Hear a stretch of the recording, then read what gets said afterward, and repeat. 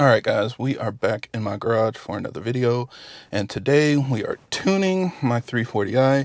If you guys saw my previous videos, you'll know that I have upgraded my turbo to the new Dynamic Auto Works turbo. This is very similar to the old Flowmax turbos, except it has a much bigger exhaust housing, so it's higher flowing, which allows it to spool more quickly and hold more power up top. So I guess it's actually not a lot like the old Flowmax turbos, but it's the next evolution of their design. So I just put the turbo on the car. This is going to be my first drive with the new turbo, and I thought it would be cool to show you guys what the tuning process looks like. So, I've got some E85 in the tank. I've got to burn through that, and we'll just talk a little bit more about how that process works, and I'll show you how my car does, and then we'll go over the results of getting it tuned. So we'll talk about all of that in this video, and hopefully you guys find it useful.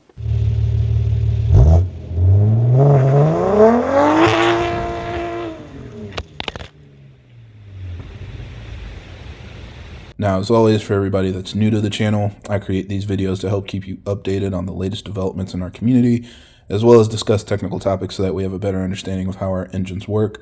So if you're interested in more videos like that, be sure to subscribe because there will be a lot more coming out in the future. Alright, so what are my plans with the car? Well, to put it simply, I'm going to be doing a custom flex fuel tune. I'm still working with Doug over at Subpar Tuning.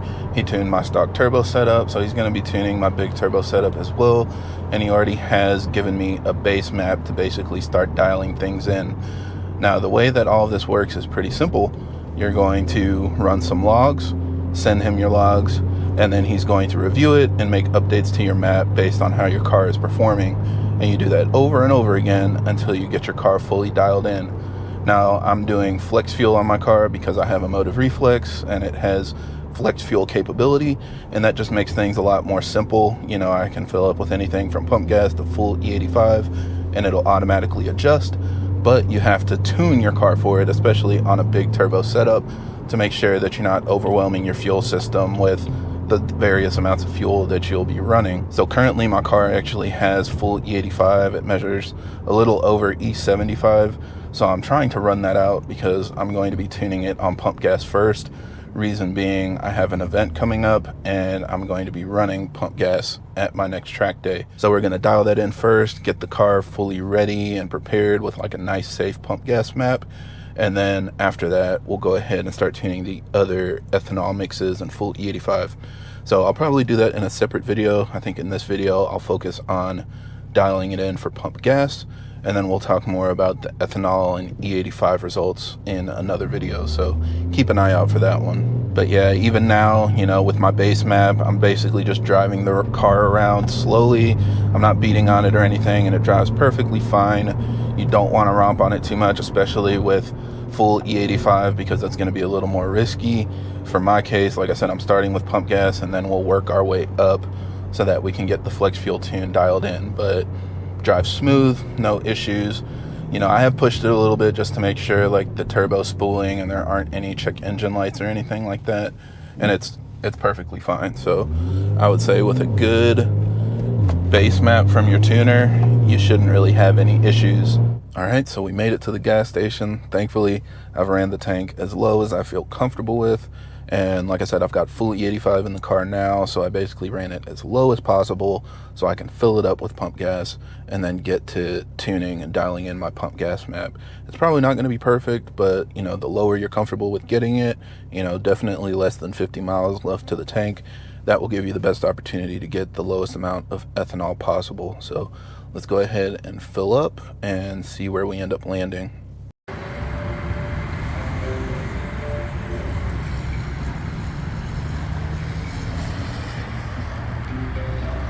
Alright, so as you saw, we drove around a little bit to get as much E85 out of the tank as possible. I ended up landing around E16 or E15, so that's good enough for me to get some base logs in. And again, since I have the reflex and everything, the car automatically adjusts. It's a base flex fuel map, so it's designed for flex fuel, but we'll adjust the different points based on ethanol content as I run logs. Now, the way that I run logs is very simple. We head to Kern Raceway, our fully closed course, and we are going to do some fourth gear pulls, probably with a shift to fifth gear as well. So I flash my map, I connect my phone to the map, and then, or connect my phone to the OBD port, and then when I run a log, I just hit start, do my pull, and stop. It's recommended to do it with DSC off, but because of safety, I like to stay in Sport Plus, just because Kern Raceway sometimes has a little bit of traffic, and so it's a little bit, just safer for me to have a little bit of traction control enabled. As long as you're not spinning like crazy, it shouldn't be a huge deal. But if, as you're going through revisions, your tuner might tell you, you're running into limiters and things like that, so they want you to make sure DSC is completely off, that might be something that you have to do. So just keep that in mind, depending on your power goals. Make sure you have good tires, and you should be good to go. So I think Kern Raceway is clear. Let's put the car in Sport Plus, get ourselves in the right gear, hit start log, and floor it at 2,000 RPM.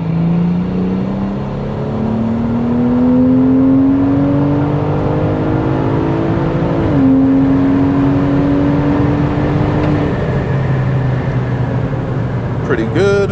Stop the log.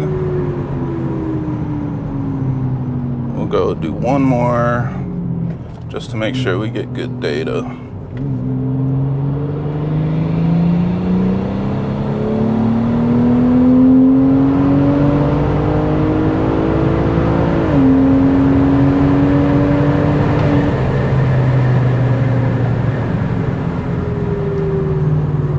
Alright, and that's how it's done. It's really that simple. Now, of course, if you don't have a Kern Raceway or anywhere to safely run logs like that, it's highly recommended to get some dyno time. If you get on a dyno, they can do some pulls. Same thing, you'll gather some logs, send the data to your tuner, and then they'll revise your map and send it back to you so you can flash, log, until you get everything dialed in. So that was my first map. I don't want to say it was underwhelming. I mean, it's definitely slow, but I guess we'll check the log to see what the setup was, because typically your first couple logs will feel slow, especially if you've had like a stock turbo that was on full E85 or an ethanol mix, kind of maxing it out. On pump gas, you've got to start slow and make sure that your gas quality and everything is up to snuff. So yeah, when we get back home, we'll check the log and see how the car did. All right, so it got dark really fast, but glad we got those logs in. So now I have disconnected from my OBD adapter, and all of your logs should either be on your phone or in the cloud, depending on the software that you're using. So I use MHD. That means everything is stored locally on my phone. If you have a separate tablet, it'll be on your tablet, whatever device you're using. So basically find your log, and we are going to attach it to an email. So I've got my tuner's email, reply, and sort by latest files. And here are my two logs that I ran. And then what you probably want to do is add some comments, just something simple, so they know if anything was wrong or if anything felt weird. Again, if you get a base map, there are a lot of things that will probably not feel right, but it should be like a safe starting point that your tuner can build from. So just give them the information that they can use to continue dialing in your map. So I'm going to write logs are attached, felt slow but smooth. I think that should give them the picture. Now, after you've sent the log, you basically just wait. As long as your car didn't feel, really wonky, it wasn't misfiring or anything like that, you should be okay to drive it around normally. But, most tuners try to respond within 24 to 48 hours with your next revision. So we're going to wait for that map to come in, and then we'll continue tuning. All right, so we're back, and now we are going to flash an updated map. I just got it from Subpar Tuning, so we will reconnect to the car and flash the new map. So we'll connect to Wi-Fi, and then go into MHD.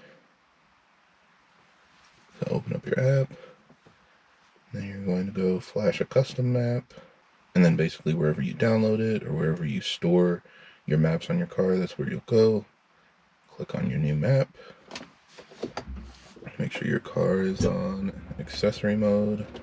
Now, every time I'm flashing a custom map, I go ahead and go to the options. So again, depending on your software, the options will be a little bit different, but just double check that nothing has changed. Make sure your high pressure fuel pump is selected properly. You know, all the stuff that you're selecting to make it work properly should be enabled. I also like to make sure the port injection coil cut is enabled for safety since I have port injection. I also enable sport cooling mode for the intercooler so I get the best IATs possible. And yeah, other than that, it all looks pretty much normal. Burbles disabled. And flash. And I just drove my car yesterday, so I know my battery and everything is good. But if not, it's always a good idea to have, you know, your battery charger connected to make sure that you minimize the chance of having issues when flashing your maps. Hopefully you guys can't hear my stomach rumbling. It's pretty early, and Kern Raceway has been busy, so I'm trying to get some runs in early in the morning while it's a little more clear. But all done. Wait 30 seconds. I open the door to try to reset stuff. Don't know if that makes a difference, but we'll go ahead and head out and get some logs in. So right now I'm just driving the car around, trying to get, you know, the engine up to temperature, letting everything adapt to the new flash. It's kind of like the same thing I was doing before, except instead of driving around town, I get on the highway a little bit, just kind of go through the gears and your normal driving, and that will make sure that everything's ready for you to go ahead and run your logs. So get it up to temperature, and then we should be good to go and do some full pulls. Alright, so let's get our runs in. We'll go to Sport Plus. Go into fourth. Start our log.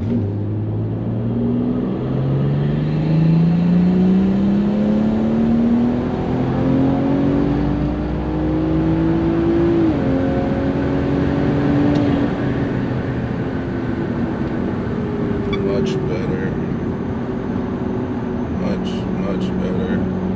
Definitely pulls harder and just feels faster.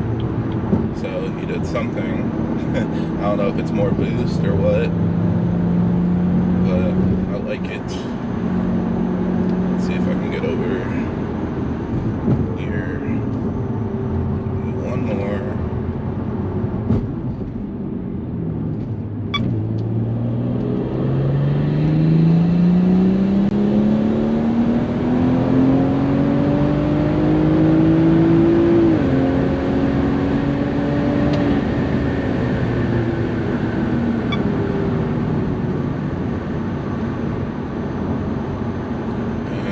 It's done. Sorry to the other racers that I disturbed. And we head back to home base. So, another day, another revision, and this is just kind of how things go for a little while. You know, we're going to be running different revisions to continue dialing it in and optimizing it for your specific setup. So, we're slowly working our way up, and we'll see where we land, but it's basically just this: flash, log, rinse and repeat. So let's get some more data.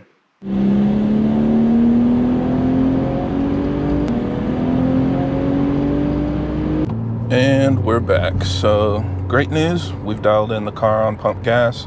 It took about 6 revisions, I think, so nothing too crazy. If you imagine if you're doing like street logs and street tuning, it might take about 2 weeks or so.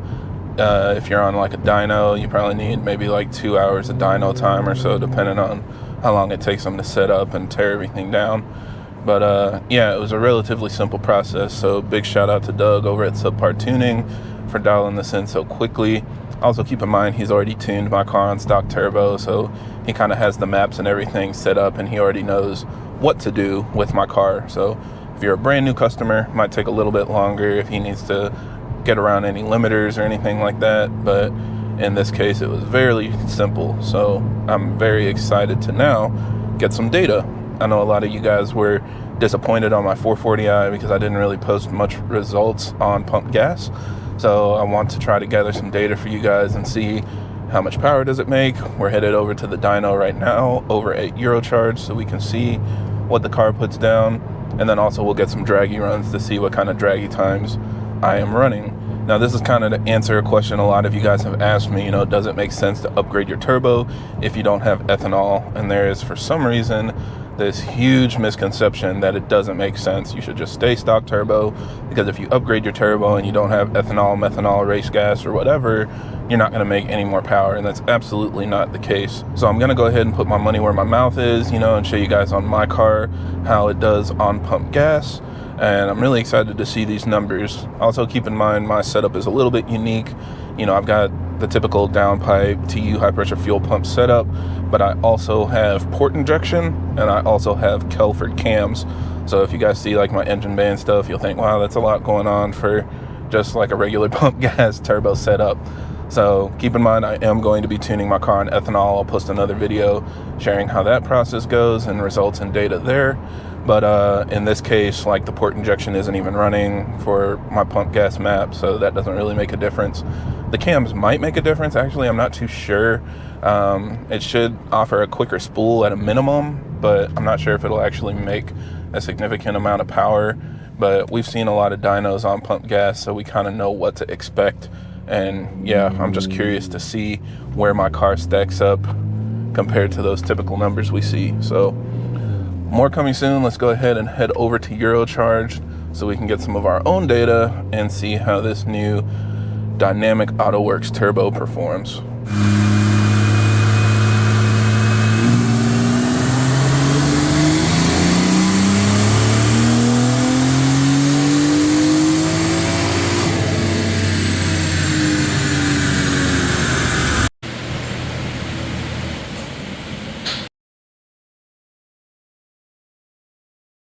All right, and you guys saw the numbers. So around 468 wheel horsepower and 425 foot-pounds of torque. So, I mean, the power is definitely there, and that's kind of illustrating what I try to describe to people. If you're going to be tuning an upgraded turbo setup on pump gas, you can expect similar numbers to what people get on ethanol with a stock turbo. So the power is going to be around like 470 usually. Even some people make around 500 wheel horsepower. I know you guys have been berating me for a long time saying that my pump gas quality is really bad, and that's true, but a lot of people are also in similar setups. So, my car on the stock turbo made 480 wheel horsepower. This time it made almost 470. Just a bigger turbo, but without any of the extra octane. Now, the torque was definitely low. It was a little lower than I expected.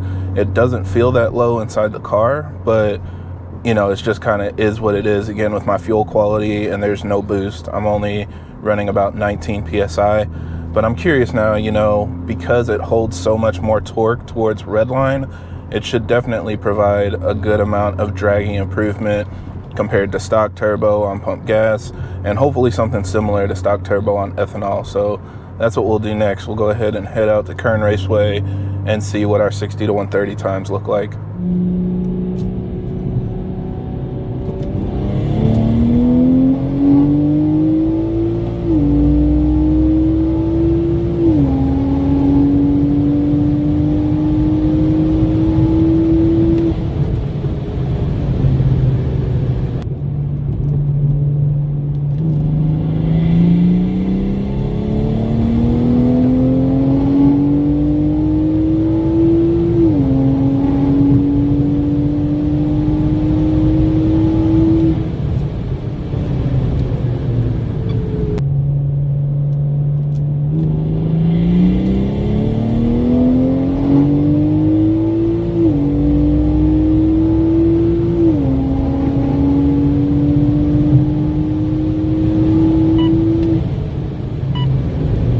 And yeah, so those are the numbers. Just under 470 wheel horsepower on the dyno and a 9.3 second 60 to 130 on the draggy. So works really well for me. My stock turbo numbers, usually they're around like 400 to 420 wheel horsepower on the dyno.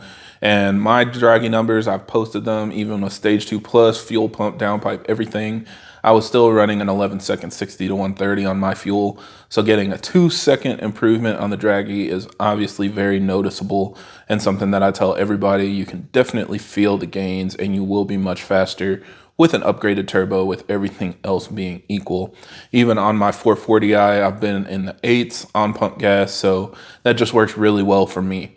Now, of course, I sent this to Doug. I told him I was happy with the results. And the first thing he says is, oh, we can beat that. And obviously you can. You know, like I said, my fuel quality isn't the best. So if you've got better quality 93, you'll be able to make more power. When we finished dialing in my car, we were around 19 to 20 PSI, and we just kind of optimized timing in that range since I wanted a low boost map. But if you push more boost, you should be able to get closer to the 500 wheel horsepower range. But usually that's about the limit for most people. Now, of course, if you've got really good quality fuel, or like some of you guys in Germany, you have 102 RON, it's like fairy dust in your engine and it just works really, really well. You can probably make north of 500, maybe even closer to 550, but even then that's kind of a stretch. So it really just depends. And of course, you know, those of you guys with a Gen 2 car, if you've got a low compression motor, then in those cases it should be able to support even more power on pump gas. But you know, our Gen 1 cars with the high compression motors, they just really don't do that great with low octane fuel. But with that out of the way, I'm happy to switch over to E85 and start dialing in the rest of my flex fuel maps. So I will be sharing more of those results as we get them. We're starting to dial them in now. And so you can expect that video in the next couple weeks or so once we get all of the results we're looking for. But yeah, just happy to put this video together to share how my car is doing on pump gas. Hopefully this answers the questions for those of you guys that don't have ethanol, you don't want to run methanol or anything like that. You know, again, you can see an extra 50 to 100 wheel horsepower, and you're going to take several seconds off of your 60 to 130 if you upgrade your turbo but stick with the same pump gas fuel. So I think that's it for this video. Thank you guys for watching, and I hope this helps. And if you have any other questions or comments, leave them down below.